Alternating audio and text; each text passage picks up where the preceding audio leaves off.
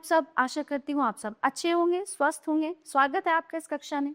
आइए आज हम पढ़ते हैं हिंदी का अध्याय 12 पिकनिक। अध्यापिका जी हमें पिकनिक पर ले आई थी। पार्क में चारों तरफ बच्चे बच्चे खेलते कूदते नजर आ रहे थे। मैं अपने मित्रों के साथ खेलते खेलते तरनताल की ओर निकल गया, यानी कि स्विमिंग पूल। अचानक मेरे मित्र ईशान का ध्यान एक फटे कोट की तरफ गया जो एक पेड़ की डाल पर टंगा था। हम समझ गए कि ये कोट अवश्य किसी माली का होगा जो आसपास ही काम कर रहा होगा। ईशान बहुत शैतानी करता था। उसने हमसे कहा, मित्रों क्यों ना ये कोट हम कहीं छिपा दें। माली अपने कोट को ना पाके परेशान होगा, उसे खूब छकाकर हम उसका कोट वापस कर देंगे। क्यों, आएगा ना मजा। मेरे साथियों में नीलेश बहुत समझदार था। उसने कहा, मित्र किसी को मुश्किल में डालकर हमें क्या मिलेगा, क्यों ना हम उस माली को खुश करने का कोई उपाय सोचें। सब मिलकर सोचने लगे कि क्या किया जाए। नीलेश ने सुझाव दिया कि क्यों ना हम अपने जेब खर्च के पैसे में से कुछ रुपए निकाल कर उसकी जेब में डाल दें।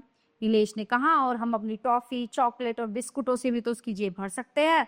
सभी बच्चों की नीलेश की बात अच्छी लगी। देखते ही देखते कोट की जेबें रुपयों चॉकलेटों और टॉफियों से भर गई। हम सब छिपकर माली के आए। चलो यहाँ से चले, कब तक यूं ही माली की प्रतीक्षा करते रहे, चेतानी बोली।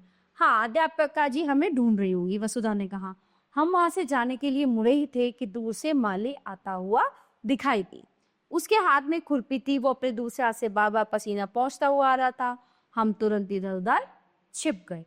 माली ने पेड़ की डाल से कोट उतारा। जैसे ही पहनने लगा वह रुका, मानो कुछ सोच रहा हो, फिर जेबें टटोलने लगा।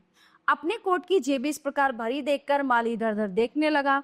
चारों ओर किसी को न देख वो वहीं बैठ गया और दोनों हाथ ऊपर उठाकर ऊंची आवाज में बोला, हे ईश्वर, तो सबके मन की इच्छा जानने वाला है।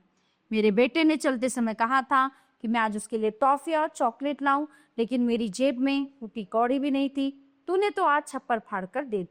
माली के ये शब्द सुनकर पेड़ों के पीछे छिपे बच्चों के चेहरों पर खुश चेहरे खुशी से खिल गए। आज उन्होंने अनजाने में ही सही पर एक जरूरतमंद की मदद की थी।